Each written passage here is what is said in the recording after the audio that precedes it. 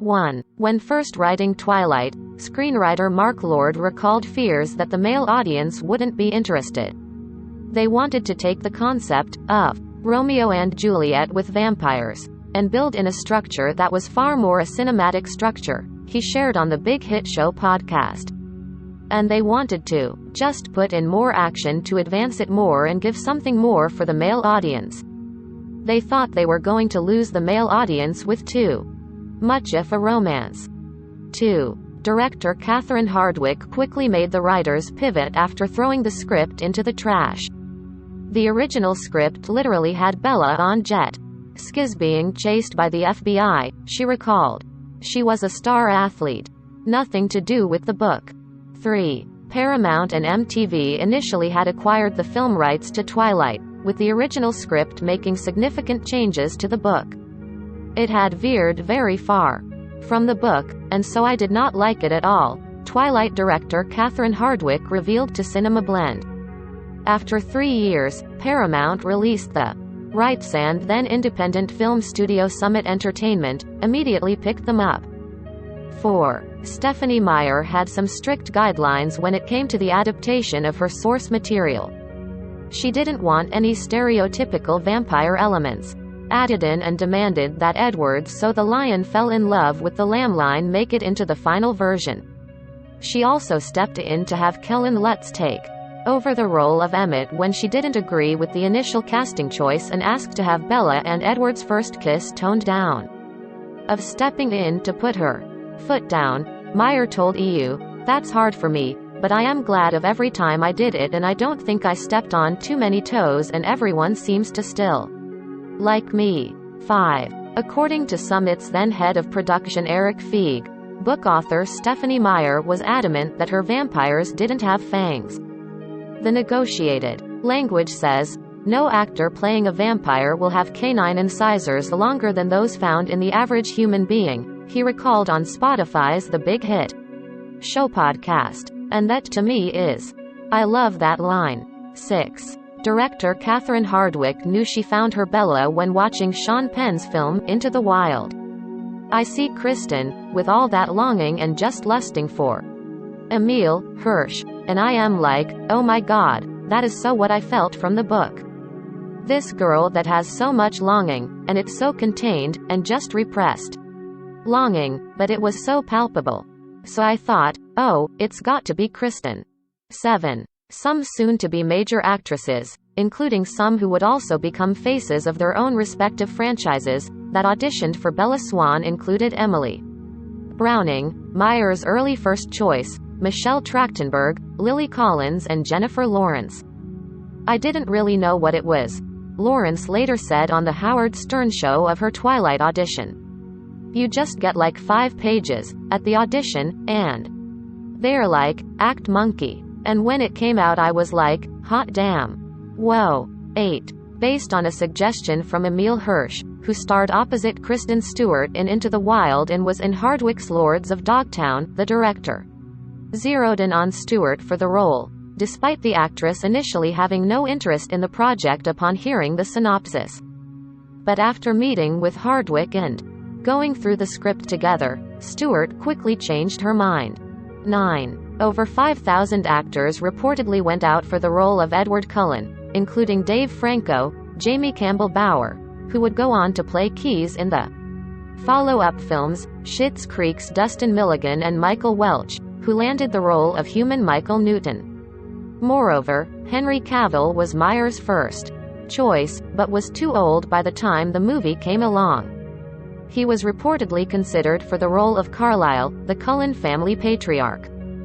But the final 4 contenders were Robert Pattinson, Ben Barnes, Shiloh Fernandez and Jackson Rathbone, who would eventually nab the role of Jasper Cullen, and they were all brought to Hardwicke's home in California to test opposite Stewart.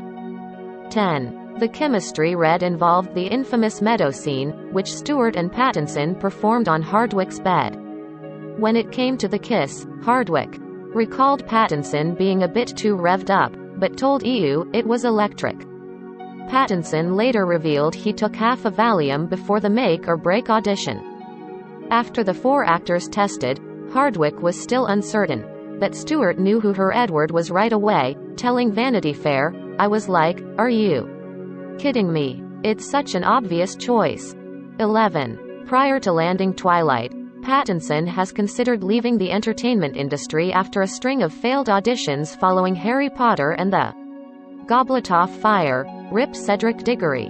"I was going to quit acting because I never got any jobs," he would recall on Today, "so I guess it's not really quitting when you're not getting jobs, it's just surrendering to fate." 12. While he would go on to play the titular Teen Wolf in MTV's hit series Teen Wolf, Tyler Posey revealed he auditioned against his good friend Taylor Lautner for the role of Jacob Black in the first film. "So, yeah, I auditioned for Twilight, Jacob Black. Taylor Lautner beat me," he told MTV with a laugh. "Congratulations, dude. That's a sick role. That's awesome. I hate you." 13. Another young star who auditioned for a role in Twilight included future Pretty Little Liars actress Lucy Hale, who wanted to play Alice Cullen. She would also audition for Jane in New Moon and Leah Clearwater in Eclipse. She told J14, "I read the books and I wanted to be part of the first movie, so." Sponsored links by Taboola. 24 celebrities who married their mistresses. High tally. 14. After initially going out for the role of villain James, Cam Gigandit, known for his bad boy turn on the OC, was brought back in to read for Emmett Cullen. "So I was like, is there anything you guys have for me?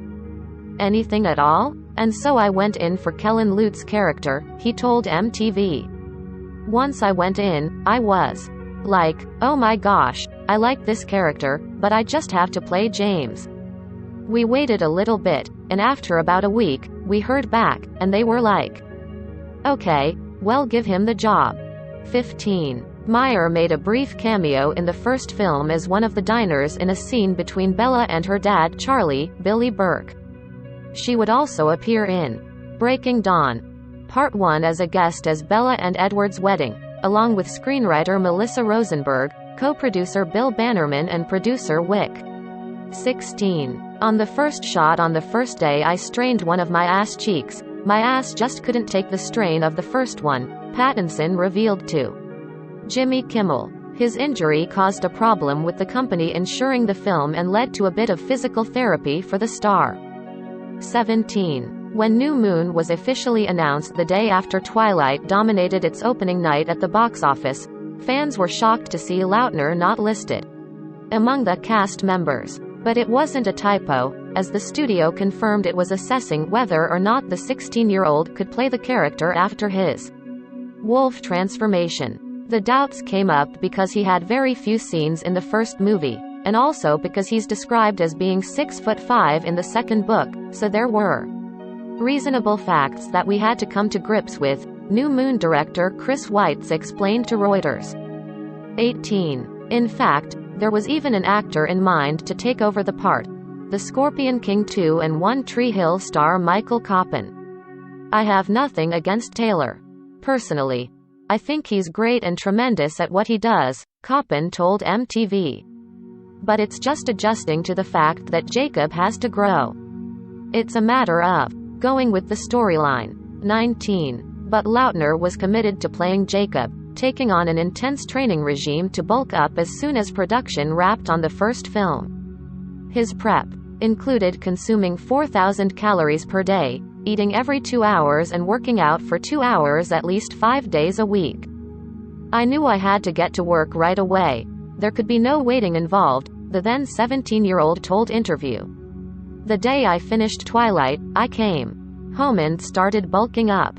For New Moon, I am 30 pounds heavier than I was in Twilight." 20. While Lautner, and his legions of fans, enjoyed his physical transformation, there was one aspect to playing Jacob that the actor didn't like.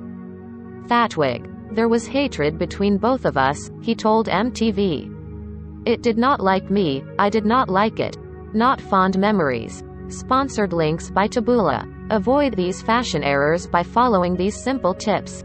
Tip parents. 21. After dyeing her hair blonde to play Cullen family member Rosalie in the first film, Nikki Reed opted to wear a wig for the rest of the series to protect her hair. My hair fell out, she revealed to MTV of the damage. It took 36 hours initially to make me blonde, and every other day, I was bleaching my head and my skin. This time around, we are testing out different wigs and stuff. 22. More Wig Woes. After cutting her hair to play Joan Jett in The Runaways, Stewart had to wear a wig for Eclipse, one that earned a lot of eyebrow raises.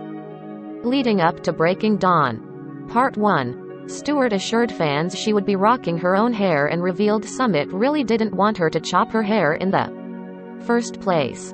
They're going to hate me for this, but they offered me lots of many ridiculous things to not do that, she told George Lopez in 2010. I completely understand. I just thought we'd have a better wig, and, it's okay, we worked it out, and hopefully, it's okay now. 23. After originating the role of villain Vamp Victoria, Rochelle Lefevre was replaced by Bryce Dallas Howard, who was first approached to take on the role years prior in Eclipse. And Lefevre was not happy about the casting change, which the studio attributed to scheduling conflicts. I was stunned by Summit's decision to recast the role, Lefevre said in a statement. I was fully committed to the Twilight saga, and to the portrayal of 24. Newcomer Xavier Samuel won the role of Riley, Victoria's sidekick, in the franchise's third installment, reportedly beating out Channing Tatum and Harry Potter star Tom Felton for the job. 25. Michael Sheen took on the role of Volturi Coven leader Arrow because his daughter Lily, with Kate Beckinsale, was a massive fan of the series. I was mainly excited about it because I knew I would make my daughter very happy, he told the Daily Record. That was the main reason, and then I read the books and I really enjoyed them. I didn't think I was going to, but I really did. 26. For Bella's highly anticipated wedding dress, production turned to Carolina Herrera. Carolina had worked with Stephanie personally for events, and they struck up a friendship and dialogue, so we talked to Carolina for the dress, costume designer Michael Wilkinson revealed to MTV. They'd been talking about the day that this dress would hit the big screen for a while, and I was happy to help with the design as a consultant because it had to work with the rest of the film. For the rest of the Cullen women and Bella's mom, the costume designer created original dresses for each character. 27. The problem with a custom couture wedding gown?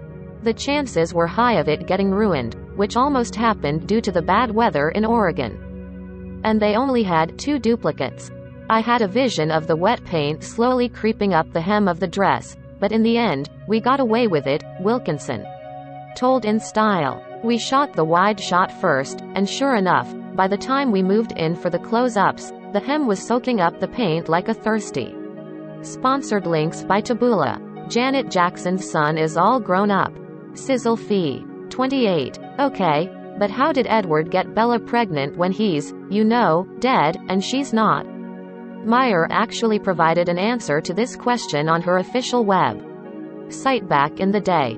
Like with vampire skin, which looks similar to human skin and has the same basic function, fluids closely related to seminal fluids still exist in male vampires, which carry genetic information and are capable of bonding with a human ovum. So there you go. 29. The original cut of Bella and Edward's wedding night sex scene initially caused Breaking Dawn Part 1 to receive an R rating, with director Bill Condor forced to tone down the couple's highly awaited first time. There are very specific guidelines on thrusting intercourse, he told The Hollywood Reporter. 30. Pattinson nearly caused the fanbase to combust in 2011 when he revealed at a press conference for Breaking Dawn that a real priest was used for the wedding scene, so technically we are already married because he did all the things you would do in a normal ceremony. So we don't have a civil union in law, but I guess in the church we are actually married. 31. In 2011, a judge ruled in Summit's favor after they filed a legal claim against BB Dakota when the clothing company changed the name of one of its jackets to the Bella Swan jacket after Stewart wore it in the first film. 32. Stars you may have forgotten appeared in the franchise's films include Anna Kendrick, Shameless Noelle Fisher, Lost star Maggie Grace, Lee Pace, Westworld's Angela Sarafian and Oscar winner Rami Malek, 33. In an interview with Vulture years later, Hardwick didn't exactly have fond memories of her time reading the scripts for Twilight, admitting, "Every one of those scripts sucked. Oh Lord, did they suck." She isn't the only franchise director to bash the series, with David Slade having to apologize for disparaging comments he made before signing on to direct Eclipse. Twilight drunk? No, not even drunk. Twilight on acid? No, not even on acid. Twilight at gunpoint? Just shoot me, he once said during a radio interview. 34. A 10-year-old Mackenzie Foy landed the integral role of Renesmee, Bella and Edward's half-vampire half-human baby that Jacob imprints on "Lol remember that." And the entire production team and cast were protective of the newcomer on Breaking Dawn Part 2, with even Condor placing a swear jar on set, which accumulated over $800, and the two leads taking a particular interest in Foy. As for her on-screen mom and dad, they were amazing with her, Condor told EU. It really brought something paternal out in Rob, and Kristen was especially protective. I'd have to interrupt them when they were in deep conversation to get going with a scene. While CGI was ultimately used to portray the baby version of Renesmee, it was later revealed the production team attempted to use a doll to extremely creepy results. Seriously, it earned the nickname Chuckesmee.